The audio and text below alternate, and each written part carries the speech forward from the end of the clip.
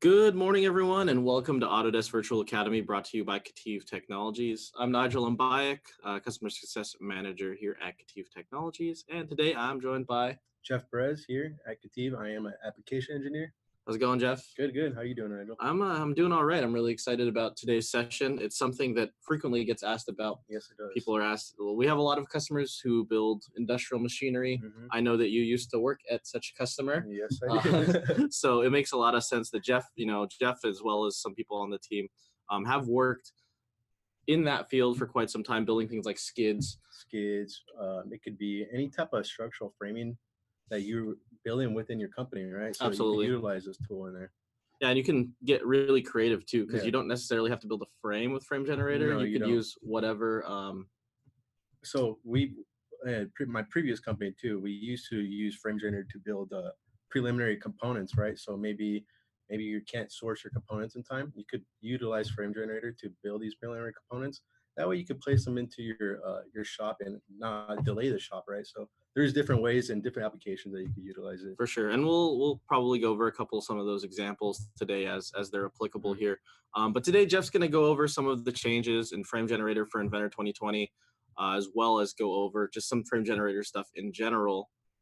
Because we think it's really important to kind of refresh ourselves on this every once in a while. And with the 2020 release that happened, I would say like a month and a half ago now, there were some really key changes to some of the functionality in Frame Generator that allow users to use it in a more powerful way towards their end caps. End caps. Yep. So end caps is new in 2020. They added that end treatment is what is called into a Frame Generator. So we are going to review that. We'll go over that, see how you could utilize it within your company. Maybe you could come up with a different way, which I did. I would like to show you guys what I did with it too. And then we'll also touch the other instruments as well. Cool. So let's get started here, Jeff. And if you have any questions, go ahead and type them into the questions panel, and we'll go ahead and answer those. Thank you, Nigel.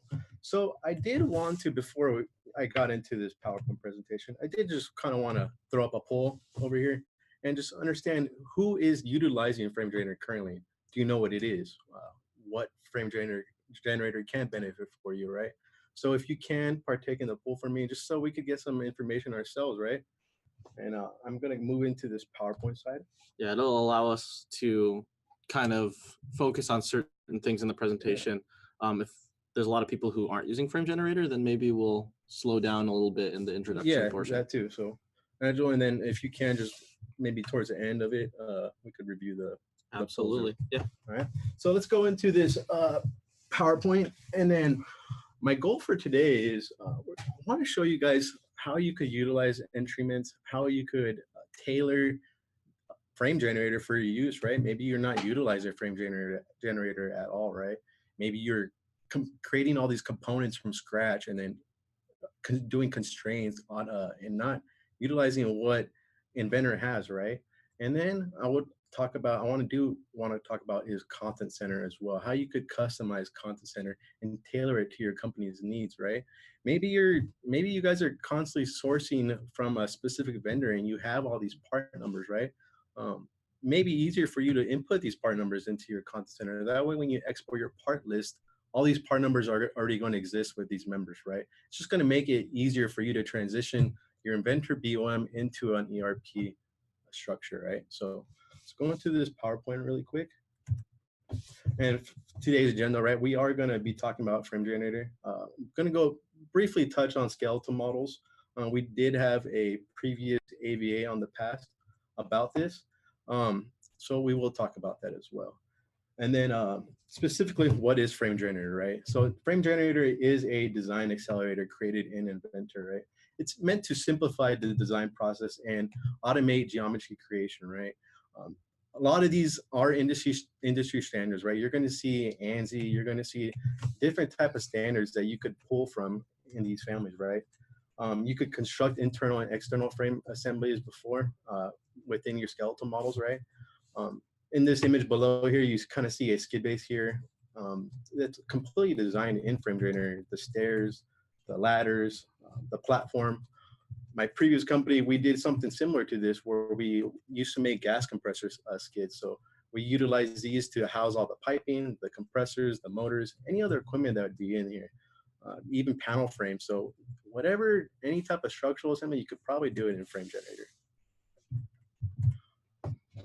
Additionally, I did want to talk about skeletal models. I'm not going to go too in depth with that. My colleague Grayson did do a video on this. I do have it linked on this PowerPoint, but I'll make sure that we do include this in the description once this goes on YouTube.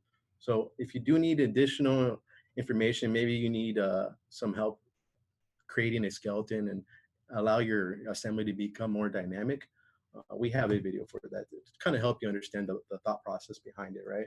So skeletal models, they're used to define the frame member and the locations, right? You're going to utilize points, lines, and edges to determine where geometry is going to be getting placed into your models, right? So basically, the skeletal model is the backbone of Frame Generator, right?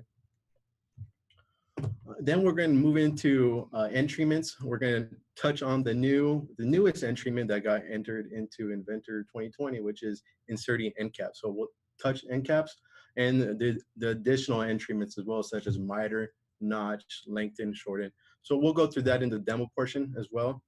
And then I'm also going to talk about how you can leverage Content Center to create your own custom frame members. Maybe that you're not getting the amount of information you need that you're pulling from, right? Maybe the description, you need a standardization with your descriptions or your part numbers. I'll show you how you could do that as well with creating your own custom Content Center for your company, right? The J-beams, dude. And J-beams too. You can make J-beams. Whatever kind of shape you want, you could probably make it. You do run into some issues utilizing arcs and splines like that, but it's possible within Frame Generator. And then we are going to end off with question and answering today. So I'm going to move into the live demo portion right now.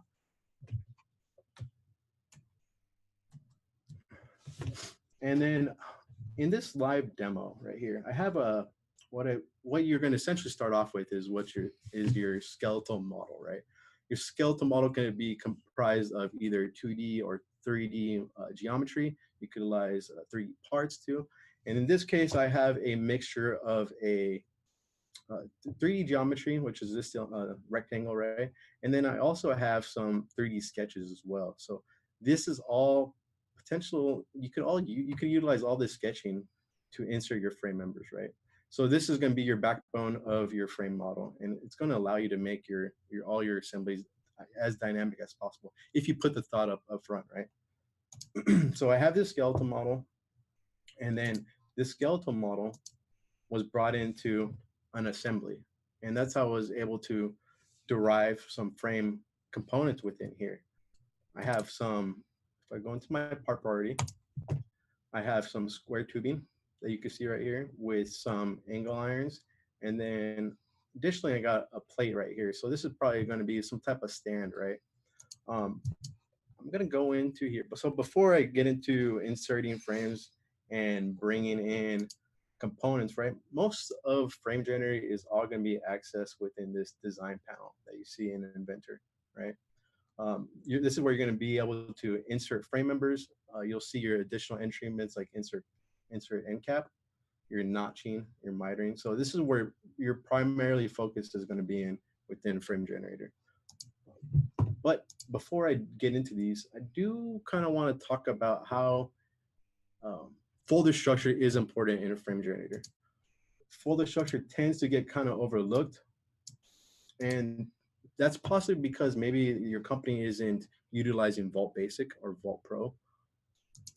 I was at a previous company where we used Vault a lot and regularly. So when we made Frame Generator structures, we wanted to make sure that we designed them in such a way that they could be potentially used utilizing the copy design feature in Vault, right? Frame Generator, what happens is all these parts that get brought in get generated, and you get a list of generated components, right? So for instance, I have a list of 2-inch by 2-inch by 1/4 inch square tubing in this assembly specifically. And these are all unique files, right?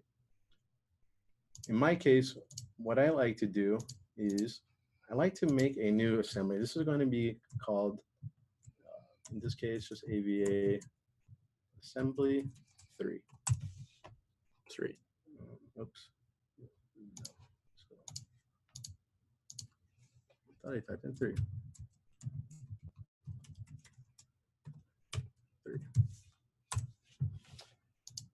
Now within here, I like to make 2 additional folders. One for specific parts that are going to be brought in to be constrained to my frame assemblies. And then I like to create an additional folder called sub-assemblies.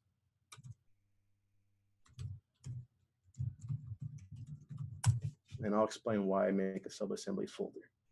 In this sub-assembly folder, I like to make an additional folder called parts. And this is where I'm going to map all the parts that I'm bringing in from Content Center to be saved into this parts folder. It's just going to make your assembly model a little bit cleaner, a little bit easier for you to navigate through and determine where your parts are getting pulled from and where they're getting saved at, right? So if you go back into my first assembly that I have right here, I'm going to see that I have my main assembly. I'm going to have a parts folder that's going to have the location of my skeleton that's going to be derived off of my frame, right? And then in my sub-assemblies folder, when you create a frame assembly gets created with it, and so does a skeleton. I usually like to dump those at this top level in the sub-assembly folder, right? And then all my parts will rely in here, right? And then also, if you're utilizing any of the other design accelerator assistants that Inventor has, you could place your bolted connections in here too, right? So it's just going to be easier for you to determine where your objects and your assemblies are getting placed at, right? So I'm going to go into this. Let me make a new assembly for you.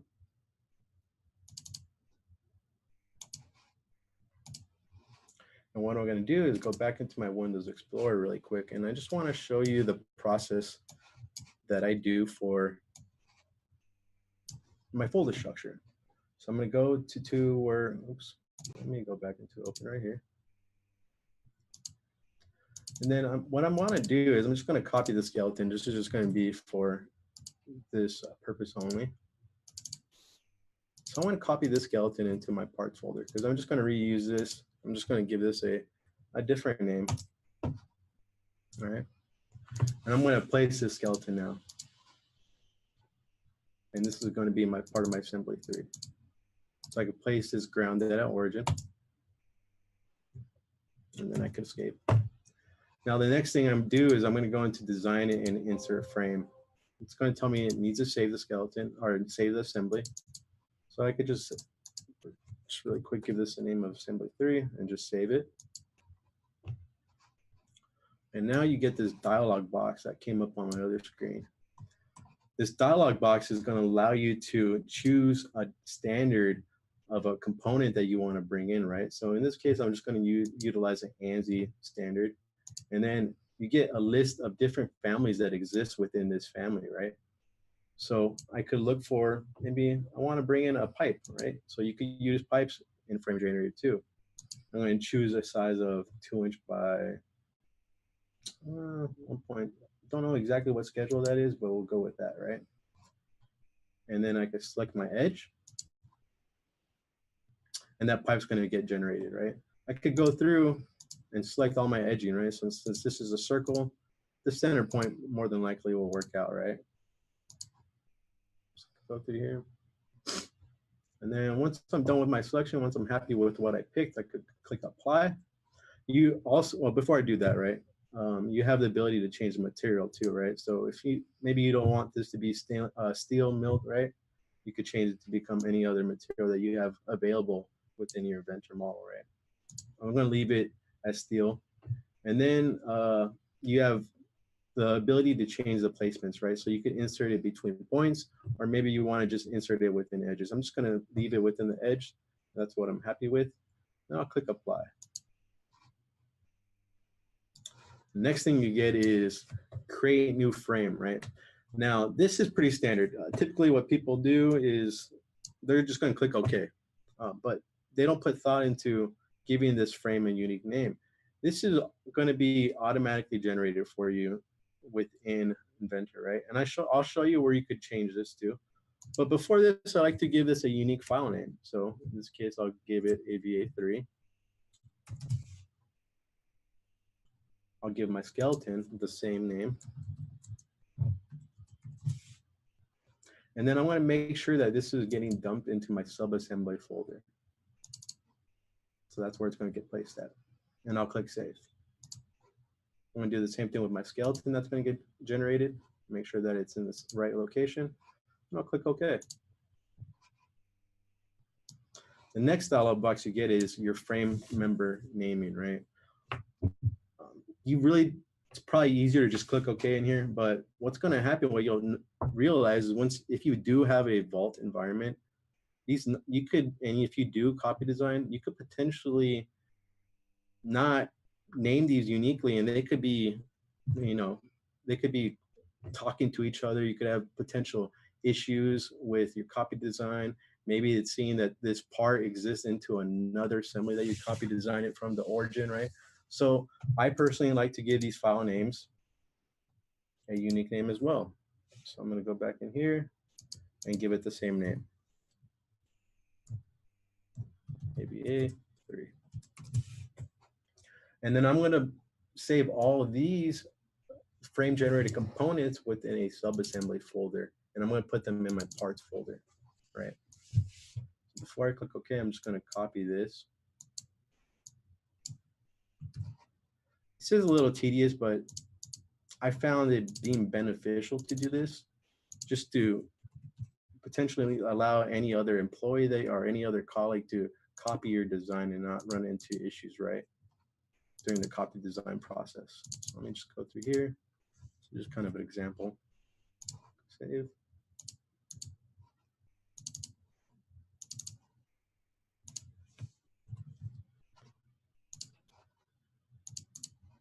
So let me get through these last couple and then we'll be pretty quick. Yeah, and if you don't do this and you have a vaulted environment that doesn't allow components with the same name to go in, like duplicate file names, essentially, you're going to run into issues.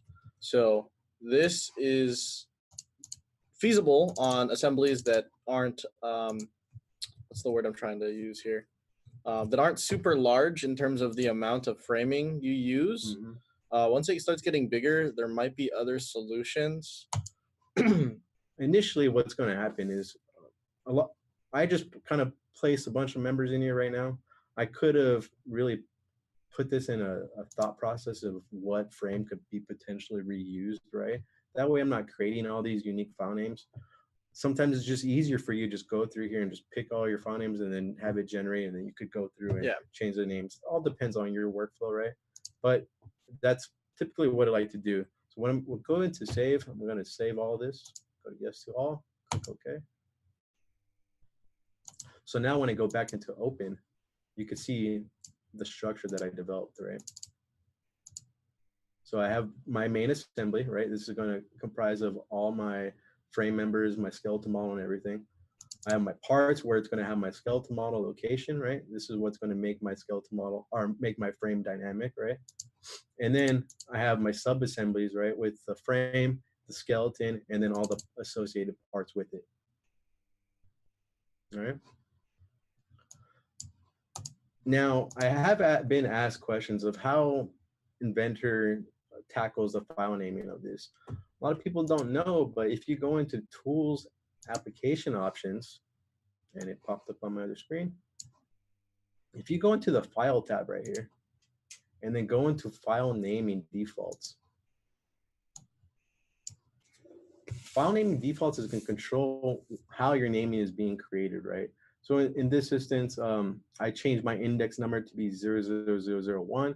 That way, any other numeric numbers that get generated, it's going to take the next number, right? So it's going to go from 1 to 2, and so on and so forth, right? You could do that for your frame members, right? So initially, I believe it was pulling part number before stock number, right? I didn't want that. I just left it so that it's going to be pulling my stock number and then show my index number after it, right? And so you could change this depending on what you want, right? So this is currently my setup, how I found that being a little bit easier for me to look through for a specific part that I'm looking for within my assembly, right?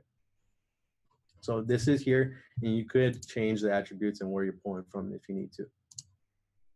So I just did want to highlight that for you. So I'm going to close this. This was just a purpose of a test, show you my folder structure. Let me go back to the skeletal really quick. So I did talk about the skeletal did comprise of a 3D part and then some uh, 3D sketches coming off it, right? So you could do a mixture of it. You could utilize work planes and sketches, just depending on what you find is easier for you to design, right?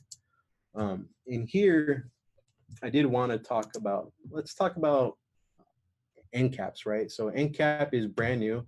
Inventor did recently, Autodesk recently just added this end feature, and I want to talk about this. So end cap, when you select end cap, you have the ability, the first thing you're gonna see is you want to determine a face, right? So I have a piece of square tubing, and I could select the face of where I want to put an end cap in. I could dictate the fillet it's going to be generated within this end cap that it's going to place. I could determine if I want this end cap to be positioned outward, or I could have it positioned internal to the frame, right? I could give it a specific insertion, right? So if I want it to go from the face to the face of the end cap at 1/4 of an inch, I can change it here. Or maybe I want it 1/2 inch, right? It's probably not going to happen, but you can change how far it's inserting into your frame member, right? You could change the thickness too. So if maybe you want this to become 1/4 thick, I could change the thickness as well. Maybe the fillet isn't, if I go into my top view really quick, maybe the fillet isn't sufficient enough, right? I could tailor the fillet to fit inside that feature, right? So 3/8 looks like it's clearing it, right? You could change the rotation if you need to, and then you also get the ability to change the properties and the appearance, right? And then you have a part number file naming too.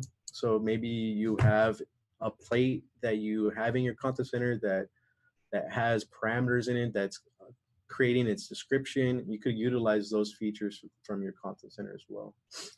You could save these as well, right? So I could, if I'm happy with how this end cap is coming out, let me go back to my home view. Let me go back to the end cap. So if I'm happy with how this end cap is, I could save this as a almost like a template, right? So if I go into create a new preset, and that's what it's called, I can name it just insertion or insert cap. It's going to retain all these presets that I put out within these behaviors and part properties. So that's, I'm going to name this one insert cap, and I'll click OK. And once I click OK, you're going to get this similar framing member naming dialog box that you get, right? I'm going to save this in the same exact location I put my other frame generated parts, right? Into subassemblies parts folder. And give that its unique name as well. So AVA 1, and I'll click save. Click OK. Now I have another piece of square tubing right here. I could go back into my insert end cap feature.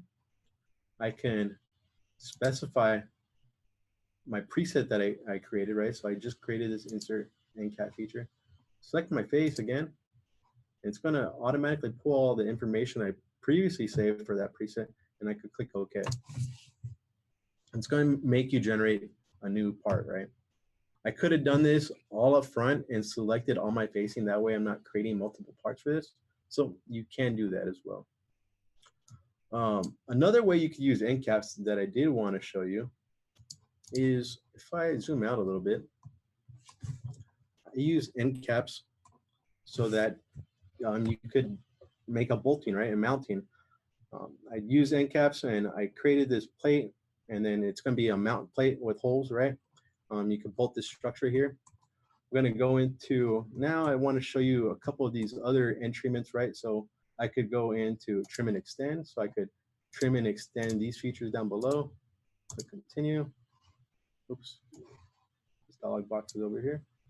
So let me do that again because my dialog box didn't come up. So I'll do trim to frame. That's the one I wanted to do. So trim to frame. Let's select these two end caps.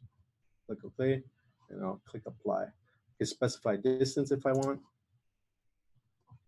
I can go through around here and apply these just to clean up my design, right?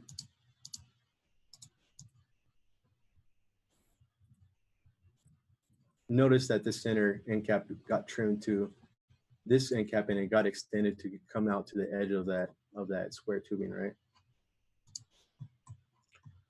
I could go back and I could utilize this reuse entryment too. So I already have these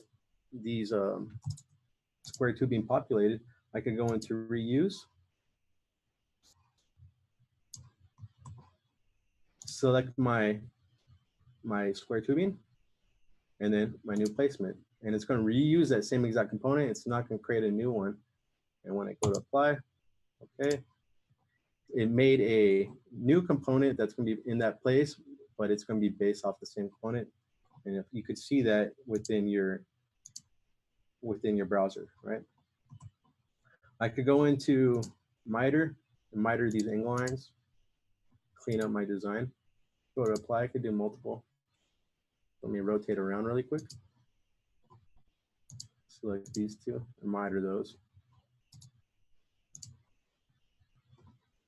All right. So I could clean up these ones.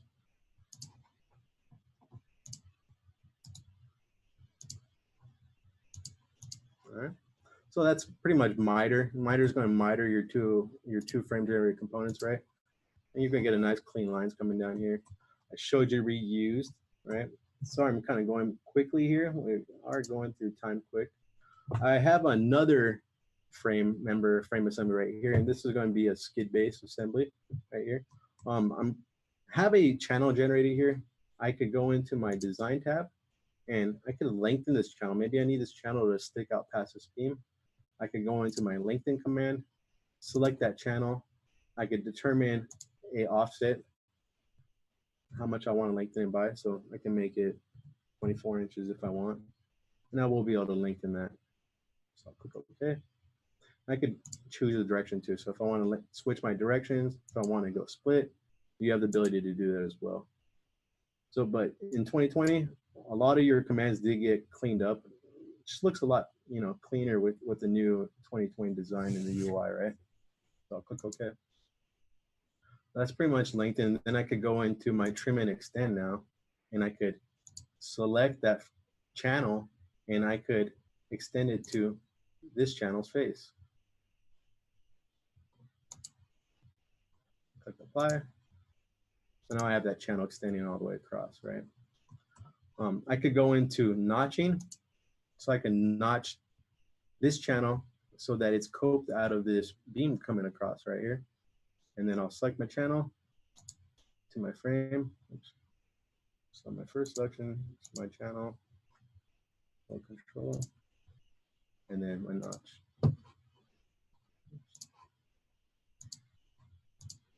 There we go. And then you can see it get notched out of the beam, right? So I'll click OK. And now that component did get notched. So let me save this really quick. Just go. All right. I'm going to reuse one more beam in here. So I have a sketch line in here. I'm going to select my source right here so I could show you. Maybe you had a lot of these sketch lines come in here and you know that they're all going to be same beams. You can select reuse, select the beam that you want to reuse, and then the new placement. And it's going to reuse that too. All right. So now it's pretty much notch, miter. Those really haven't changed that much. I could go through here, select a beam if I want to change size.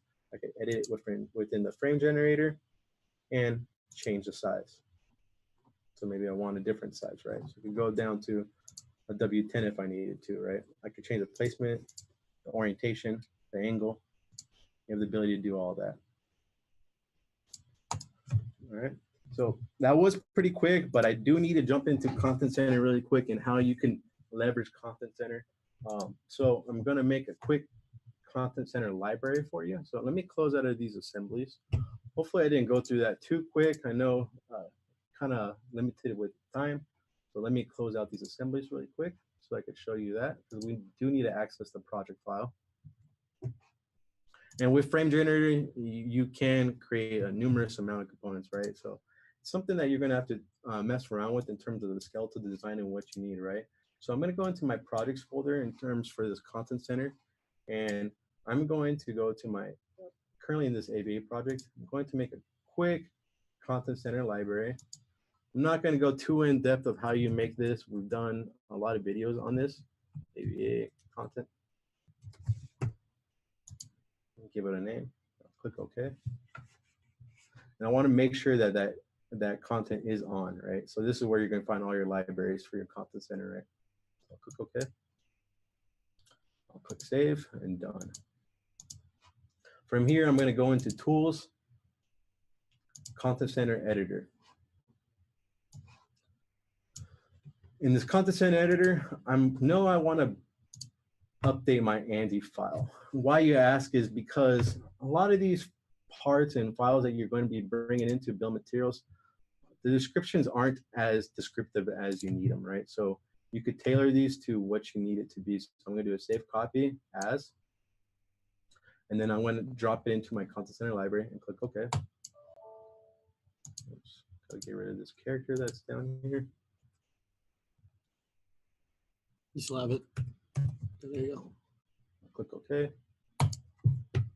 Now, once this is finished, it should be inside my content library I just created. So let's let it populate.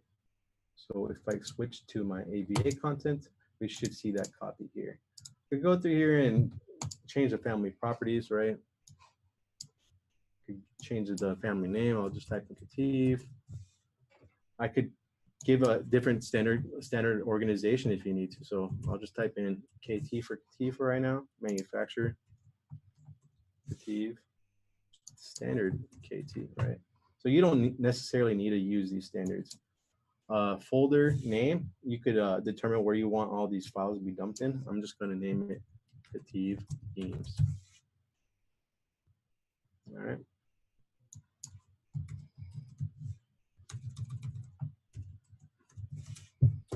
Click apply, and then OK.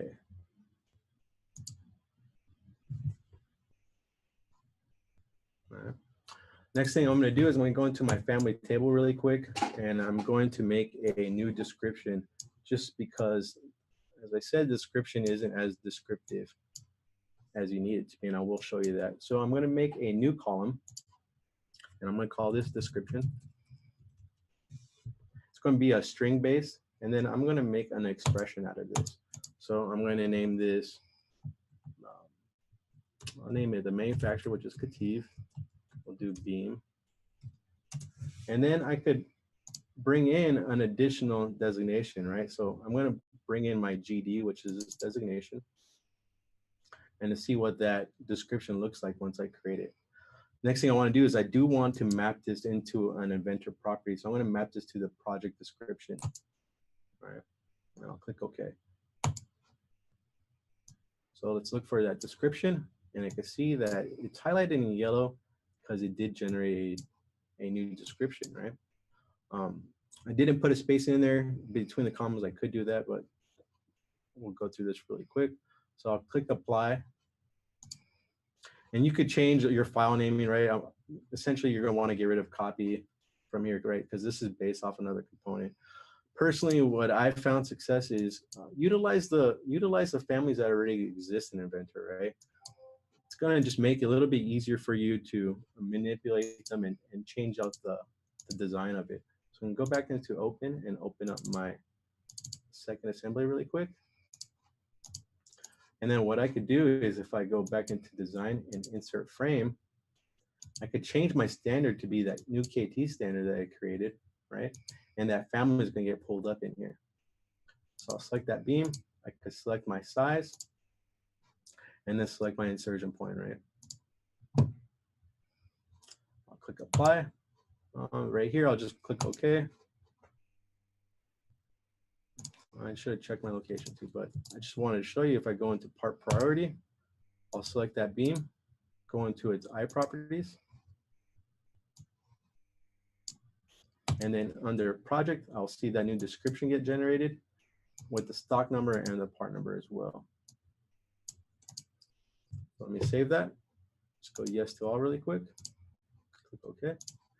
Just want to show you what this looks like on a drawing really quick before we move into question and answering. bring a base view of that really quick. Click OK. And then go into annotate. Go into my part list and go to parts only of this skid base. Click OK. So the out of the box assemblies or the out of the box families, right? The description, it just shows W shape, right? Flat bar steel. It's not very descriptive. You're not going to be able to get an exact PO of this information, right? But look at mine, the one that I just created, KETIV beam with the sizing information. I could change my part number so it could be a specific part number, maybe from a vendor that I'm ordering from. You could put all that information in here. That way, when you're bringing this and exporting this into Excel to pull into ERP system, it's just as fluid as possible. You're going to have your vendor's unique numbering in there or whatever standardization you have. That's pretty much it for this AVA. We are going to go back in to see what the poll results are, right? Yeah, it was like 50-50, dude. So it's about 50-50. Yeah. That's pretty much kind of what I expected. Yeah, some people are already using it. Some people are utilizing it. Some people didn't even know it existed, right? So unless you're in, I believe it requires Vault Professional, or not Vault Professional, Inventor Professional, right? Yeah. So, which I think is like the only way you can get it. I think now. now it's the only way. There used to be different versions, but I don't think that distinguishment is made anymore unless you're still on like a premium suite. Mm-hmm. Anyways, let's jump into the questions. So yeah, let's jump into questions. Let's take care of these. Yeah, no worries. Let's see here. Andy's asking, is there a way to preset the folder structure so it doesn't place the skeleton and the frame files buried in this folder structure? You might be able to write a script to auto-generate the folder structure. But a lot of it is manual. A lot of it is manual. That's the only thing tedious. So you saw how tedious it was for me to create those unique, family names that I was generating, right? I bet you could write a script to do it. Could do a script. That's something we'd probably have to look into. We'd have to look into it because you'd have to change all of the assembly references yeah. As well. But I think you can do it, depending on, I think I have an idea. Okay. You'd have to load it in standard and then edit it in Vault afterwards, so all of the file names will update. So yeah, let's pull that to the side and look at that. Yeah, Andy, let's take a look at that. And then we'll reach out Andy and see how we can do that. Let's see here. Yeah, so the NCAP stuff is 2020 only. You don't need to generate a brand new content center library, any of that stuff. You literally you open 2020 and you pull the NCAPs open. If you have content center stuff from before, you want to use certain places that you're using before, perhaps all the content center stuff has to do is migrate to the newest version. You don't have to generate a brand new library, any of that stuff. There are a couple of questions here about the frame generator naming that you pulled in the application options. Mm-hmm. That's something that they added. They added that, I believe, in 2019 1.2 or something. Yeah, it was an update to 2019 when they added that. Yeah. But that did confuse myself too. I was wondering where that naming was coming from, and I found that being under the application options. We used to do it through the content center and name it that way. Yeah. But now you can name it through there, and it's tons easier. So,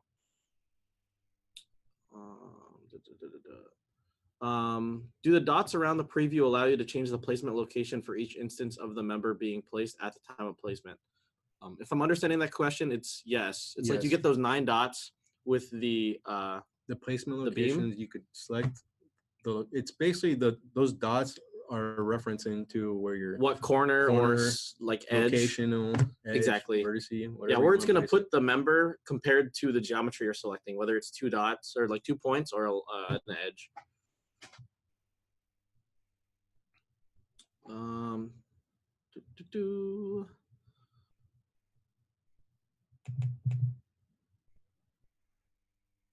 How can you generate a cut list with end treatment details, notch miter, etc.? I don't know if you can. A cut list? Like with the with the end treatments for notches and stuff. I don't think you can because it'll grab the whole length. It's gonna grab the whole length. It's not gonna reflect the notching. Yeah, any end treatment that you're putting on there. Can you show using assembly name in the default naming so it generates automatic unique numbers? Can you show using assembly name in the default naming so it generates automatic unique numbers? I don't think I follow. That one, yeah, let's follow up with that one. Who is that David? Let's follow up with David and see what exactly he was asking about.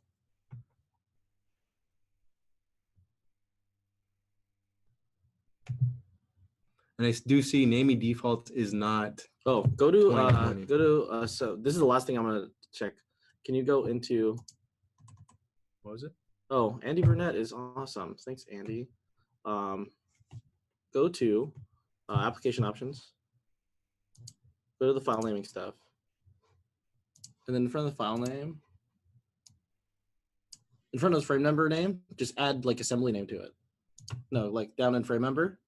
Oh, frame Instead number. of stock number, just add like assembly name. If you if you you could do that, pull- then it'll be like unique every time. Yeah, you could pull the file name. Yeah. Right. If you do that, then it'll be unique. The file name will be really long, depending on how long and how deep it is in your folder structure. You might run into issues. Yeah. With Windows length. For me, So. I just use stock number personally, just so I could easily see what part it is. Right. But if you want unique file name But- for everything, yeah. you can use assembly name and it'll grab it. Exactly. And that probably actually be that'll probably be the best easiest way to do it. Yeah. I'm sorry, I kind of did rush through this.